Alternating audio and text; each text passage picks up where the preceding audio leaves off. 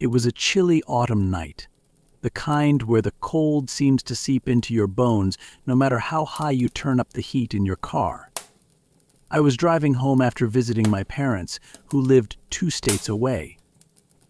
My route was mostly on the highway, and because I had left later than expected, the road stretched ahead of me, dark and seemingly endless. The hum of the engine and the soft music playing on the radio were the only sounds keeping me company. I was alone on the road. It was well past midnight, and there wasn't another soul in sight. The occasional streetlight flickered in the distance, casting brief shadows that danced across the asphalt before disappearing into the night. The quiet had a calming effect on me at first, but after several hours of driving, it started to feel unsettling. My eyes were growing heavy with sleep, and I knew I needed a distraction to stay awake. I switched the radio stations, hoping to find something more engaging than the soft tunes that were lulling me into a stupor. My fingers twisted the dial, and static crackled through the speakers before landing on a local talk show. The host was droning on about something politics, I think, but I didn't pay much attention. I just needed to keep my mind active and focused on the road. And then I saw a figure standing by the side of the highway, illuminated by the dull glow of my headlights.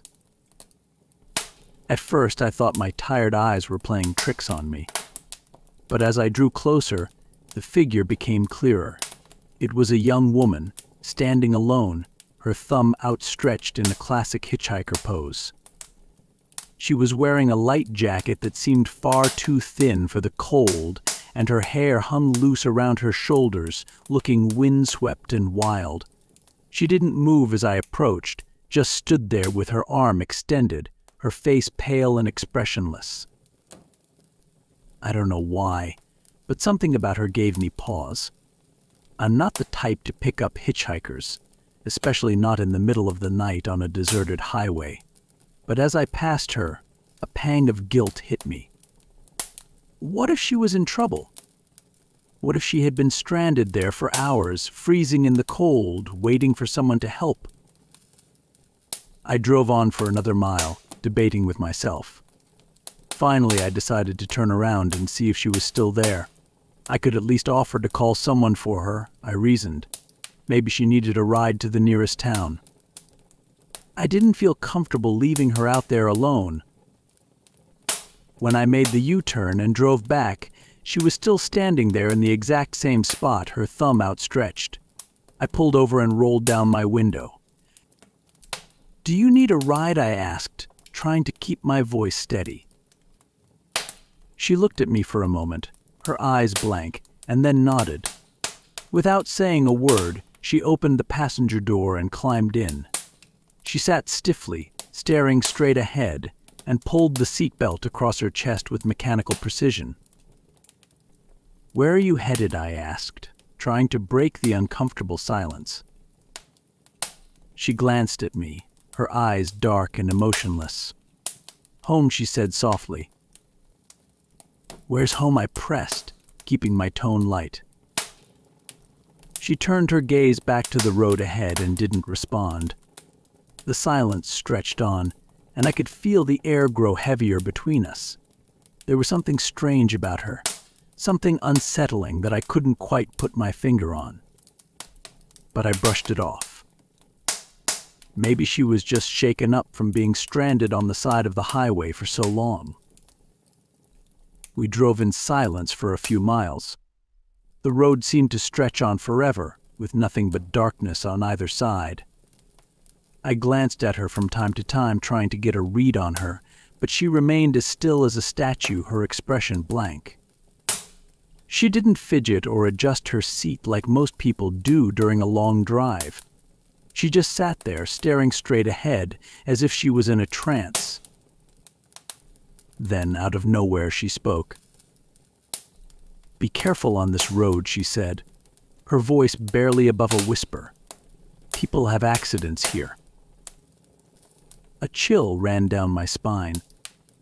The way she said it was so flat, so devoid of emotion, that it unnerved me. I cleared my throat, trying to shake off the creeping sense of dread. "Yeah, I know," I replied. "That's why I'm driving slow." She didn't say anything else, and the silence returned. I felt the tension in the air grow thicker with each passing minute. Something about this whole situation felt wrong, but I couldn't put my finger on what it was. Maybe I was just tired, I thought. Maybe my mind was playing tricks on me. We continued down the highway, the car's headlights cutting through the thick darkness. And then, just as suddenly as she had appeared, she was gone. I blinked in disbelief. One moment, she had been sitting right next to me, and the next, the seat was empty. My heart pounded in my chest as I pulled the car over to the side of the road. I turned on the overhead light, half expecting to see her crouched down on the floor or somehow hiding in the back seat, but there was nothing. The car was empty. I sat there stunned, trying to make sense of what had just happened. Had I imagined the whole thing? Had I dozed off for a moment and dreamed it? No, that couldn't be it. I was wide awake now, adrenaline coursing through my veins. But the passenger seat was empty, and the woman was nowhere to be found. I got out of the car and looked around, scanning the side of the road for any sign of her. But there was nothing, no footprints, no discarded jacket, no sign that anyone had been there at all. The night was eerily quiet, the only sound the distant hum of crickets in the nearby fields. I got back in the car, my hands trembling as I gripped the steering wheel. I didn't know what to think. Was I losing my mind? Had I really just picked up a ghost? I started driving again, my heart racing. I kept glancing at the passenger seat, half expecting her to reappear. But the seat remained empty. I turned the radio off, the silence of the car pressing in on me. My mind raced with thoughts of what had just happened. I couldn't explain it, none of it made any sense. But then, as I neared the next town, something else caught my eye. There, on the side of the road, was a small memorial, a cross with flowers and a photograph placed at the base. I slowed down, my heart skipping a beat as I looked closer. The photograph was of the woman I had picked up. The same pale face, the same dark hair, the same expressionless eyes. A chill ran down my spine. I pulled over once again and got out of the car, walking slowly toward the memorial. The flowers were wilted, as if they had been there for a long time. The cross was weathered, the paint chipped and fading. And the photograph, though old and worn, was unmistakably her. I stood there for a moment, staring at the memorial, trying to make sense of what I was seeing. Then I noticed the date etched into the base of the cross. It was from nearly 10 years ago. I backed away slowly, my mind reeling. The woman I had picked up, the woman who had disappeared from my car without a trace, had died on this very stretch of highway years ago. I got back in my car and drove away, my hands shaking on the wheel. I didn't look back. I couldn't. All I wanted was to get as far away from that place as possible. As I continued driving, I couldn't shake the feeling that she was still with me somehow, watching me from the shadows. Every so often I'd glance at the rearview mirror, half expecting to see her sitting in the back seat, her dark eyes staring back at me. But she never appeared again. The rest of the drive was uneventful, but the memory of that night stayed with me for years to come. Even now, whenever I drive down that highway, I can't help but glance at the side of the road, searching for her. Part of me wonders if she's still out there, waiting for someone else to pick her up, doomed to repeat her tragic journey over and over again.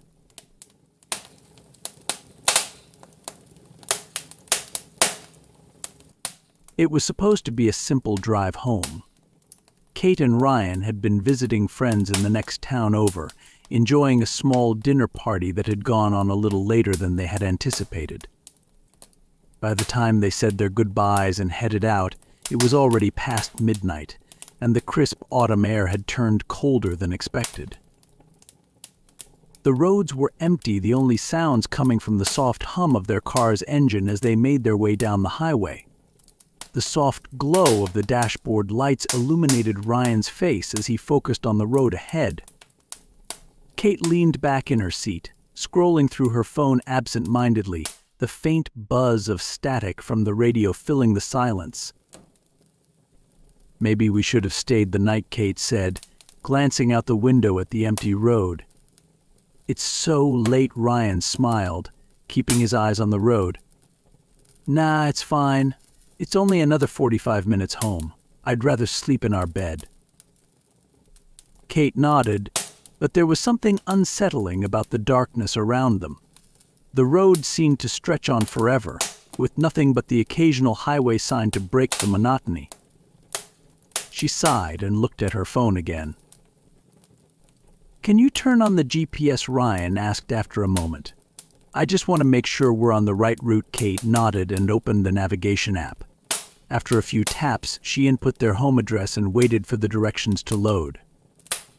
A familiar voice from the GPS began to guide them, its tone calm and confident. "In half a mile, take the next exit onto County Road 17. Ryan frowned. "County Road 17? That doesn't sound familiar." Kate shrugged. "Maybe it's a shortcut. Just follow it, and we'll see." Ryan hesitated but nodded. He trusted the GPS enough to give it a shot. He turned on the blinker and took the next exit, the car gliding smoothly onto a smaller, narrower road.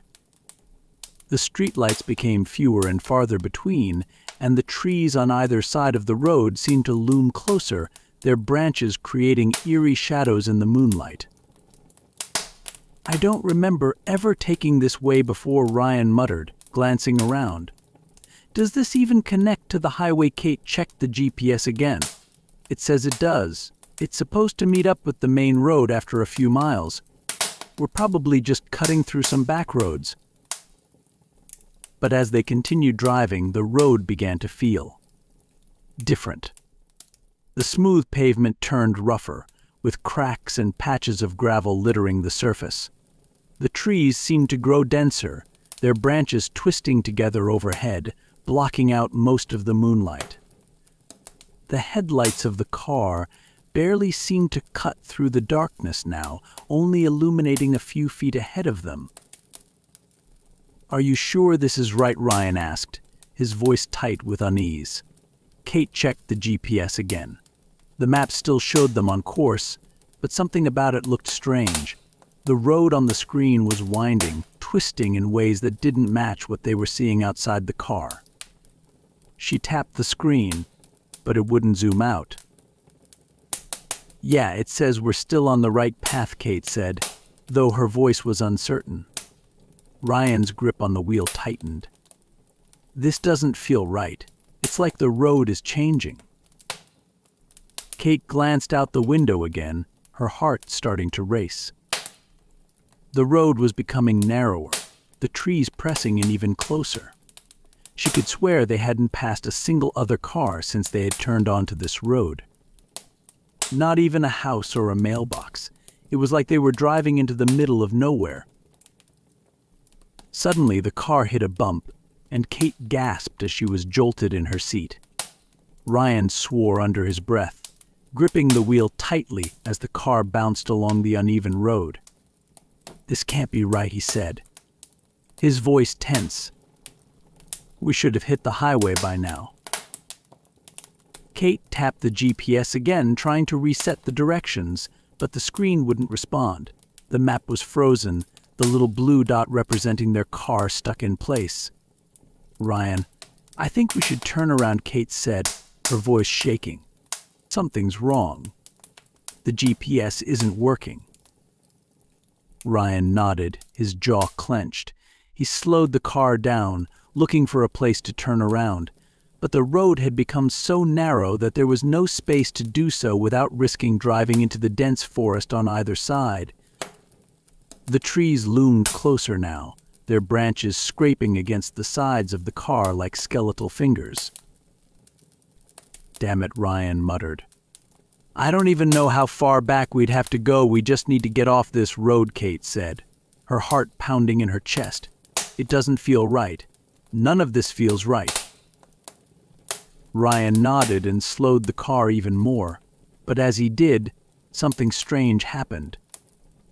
The road ahead of them seemed to shift. The pavement, which had already been cracked and uneven, now appeared broken, with jagged pieces of asphalt jutting out at odd angles. It was as if the road itself was coming apart. "What the hell?" Ryan whispered, his eyes wide. Kate stared at the road in front of them, her breath catching in her throat. The road wasn't just deteriorating, it was disappearing.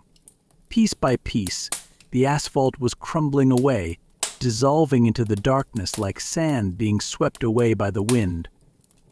"Ryan, stop the car," Kate screamed. Ryan slammed on the brakes, bringing the car to a sudden stop. They both sat there, frozen, staring at the road that had once been solid beneath them. It was now a mess of crumbling asphalt and gravel, and beyond that nothing. Just an endless void of darkness. "We can't keep going," Kate whispered. "We'll fall into whatever that is." Ryan nodded, his face pale. "We have to turn around."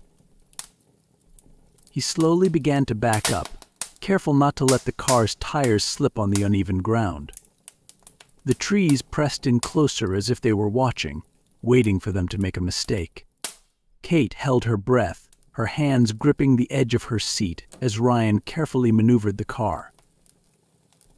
But as they backed up, the road behind them began to change too. The asphalt was crumbling there as well, dissolving into the same black void that had appeared ahead of them. "Ryan, it's behind us too," Kate whispered, her voice trembling. Ryan glanced in the rearview mirror, his eyes wide with panic. What the hell is happening? The road was disappearing in both directions, closing in on them. The car's tires began to slip on the gravel as Ryan frantically tried to find a stable path. The trees seemed to grow even closer, their branches reaching out toward the car like they were alive. "We're trapped," Kate said, her voice barely a whisper. "We're trapped on this road." Ryan's hands were shaking as he tried to steer the car, but it was no use. The road was falling apart faster than they could drive.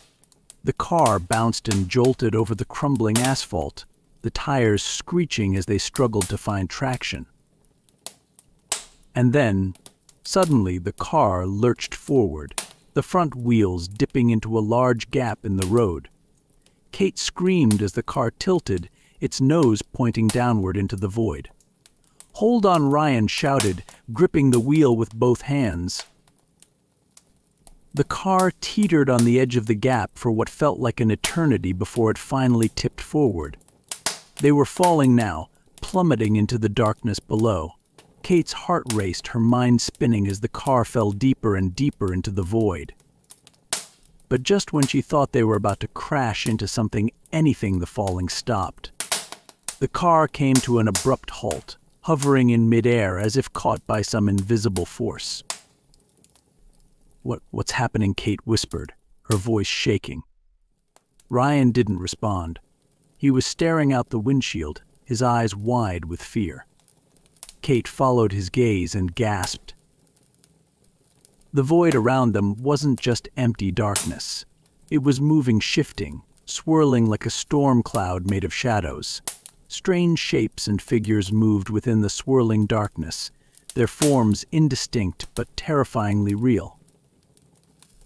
And then, from within the darkness, a voice spoke. It was deep and resonant, echoing all around them. "You don't belong here," Kate's breath caught in her throat. She glanced at Ryan, but he looked just as terrified as she felt. "What do you want?" Ryan shouted, his voice shaking. The voice didn't answer immediately. The darkness around them seemed to pulse, the swirling shadows growing denser. "You took the wrong road," the voice finally said, its tone colder now. "You were not meant to find this place." Kate's heart pounded in her chest. "We didn't mean to," she cried. We just followed the GPS." There was a long silence, and then the voice spoke again. "There is no way back. The road does not exist anymore." Ryan's grip on the steering wheel tightened. "Please," he said, his voice desperate. "Just let us go. We didn't mean to come here. We'll leave and never come back." The swirling shadows seemed to shift again, and the car suddenly lurched forward. Kate screamed as the car was thrown backward, the sensation of falling returning with a vengeance. She squeezed her eyes shut, waiting for the inevitable impact, but instead the car jolted once more and then came to a complete stop. Slowly, Kate opened her eyes. The swirling void was gone. They were back on the road, the same cracked, narrow road they had been driving on before everything had gone wrong. But something was different. The trees around them were still too close, their branches still twisting in unnatural ways. The road ahead of them was still cracked and uneven, but the overwhelming sense of terror that had filled the air moments before was gone. Kate looked at Ryan, who was gripping the steering wheel tightly, his knuckles white. Are we back?" she whispered. Ryan nodded slowly, but his face was still pale. "I think so." Without another word, he started the car and slowly drove forward. The road was rough, but it was solid again. There was no sign of the swirling darkness, no hint of the void they had just escaped from. But as they continued driving, Kate couldn't shake the feeling that something was still wrong. The road didn't look familiar anymore. It was like they had been transported somewhere else entirely, somewhere that wasn't part of the world they knew. After what felt like hours of driving, they finally saw a flicker of light in the distance. A gas station, dimly lit and abandoned looking, but a sign of civilization nonetheless. Ryan pulled the car into the station's parking lot and parked. They both sat in silence for a long moment, neither of them willing to speak. Finally, Ryan broke the silence. "What the hell just happened?" Kate shook her head, her hands still trembling. "I don't know," she whispered. "I don't know what that was, but I don't ever want to find out again." They both got out of the car, stretching their stiff limbs and taking a deep breath of the cold night air. The gas station was eerily quiet, the neon lights flickering overhead. As they stood there, trying to make sense of what had just happened, the GPS in Kate's phone chimed. She glanced down at it and froze. The map had reset itself, the little blue dot now sitting comfortably on the main highway they had been driving on before everything went wrong. But there was something else. In the corner of the screen, just barely visible, was a small, faded note route recalculated. Kate stared at the screen for a long moment before turning it off. She didn't need to see any more. "Let's just get home," she whispered, her voice barely audible. Ryan nodded in agreement. They climbed back into the car, the familiar hum of the engine bringing a small sense of relief. As they pulled out of the gas station and back onto the highway, Kate couldn't help but glance at the GPS one last time. The road ahead seemed normal again. But in the back of her mind, she couldn't shake the feeling that something had changed.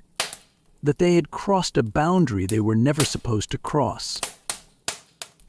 And as they drove away, she couldn't help but wonder if they would ever truly be free of the road that had almost consumed them. If you want to see more horror stories, please like the video, share your thoughts, and subscribe to our channel. Stay with us, thank you, and see you in the next videos.